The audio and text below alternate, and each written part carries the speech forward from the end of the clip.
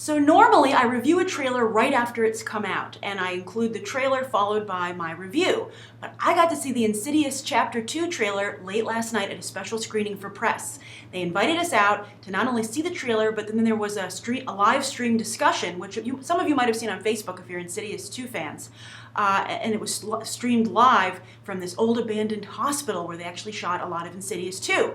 But the evening got out to a really great start when they gave me this lantern, which says Insidious 2 on it. You can't really see it here, but it's awesome. And so I was like, great, setting of the mood. And so you can see that this film is being taken very seriously already by the studio, that they are giving out major swag and setting up events like this. And they must know that that's because they have James Wan, who is really becoming a horror guru. As you know, he's signed on to do Fast 7. Warner Brothers is super excited about The Conjuring, so much so that they've stuck it in the middle of July because it's testing so well. But I have to say that when this trailer started, I was like, you know what? This reminds me an awful lot of The Conjuring, because it also stars Patrick Wilson, and he's also there's also a family vibe. It's also an old house. This is current modern day, but everything kind of still looks 70s for some reason. So I was like, uh-oh, is James Wan already cannibalizing his own stuff?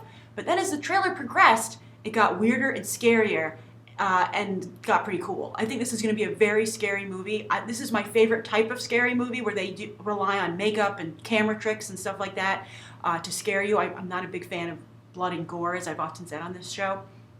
But I liked what they have going on here. I'm also a sucker for hospital stories. I mean, I was writing a script, a while ago, and it was about an insane asylum. So I read the whole manual on mental illness. I read a history of mental institutions. So I just really fascinated by them. So James Wan knows how to get me into a theater. So also the other thing that was interesting was that he talked about this also in the talk afterwards, is that usually for a horror sequel, just the same crazy stuff happens to a new family and they get a whole new cast. But he said he was able to get his whole cast back, and instead you're following this family who is continuing to have problems. And I think that's really true. I mean, usually you do get, I don't know if it's usually I think because of budget reasons that they have to get all new cheap actors.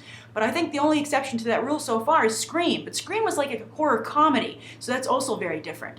So I think it's going to be interesting to see if that makes a difference to audiences. If audiences are like, yes, I wanted to follow this family and see what happens.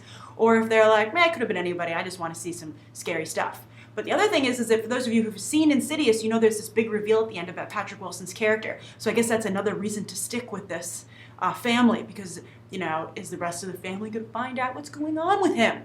So I had a lot of fun last night, as I think you can tell. I have a lot of respect for James Wan as a filmmaker. I do like what he does with the genre, which is ironic considering he started out with Saw, which kicked off this whole gore trend, but he's just so moved away from it personally to, I think, a more sophisticated horror film.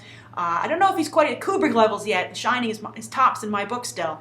But I think this is really, really well done. And if they ever make that Shining prequel, maybe they should consider James Wan, if he doesn't just completely go over to action with Fast 7.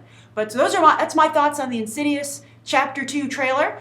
When it's up today, I will put a link to it in the video description down below. So write your thoughts, what you think of it. Do you think this is too much like The Conjuring? Are you excited to see the continuation of what happens to this family? And what do you think of James Wan? Do you think the horror genre is going to be really at a loss for losing him to action? And, what do you think he's contributed so far? So thanks for watching. I hope you enjoyed this special trailer review, and check out these other videos. Bye.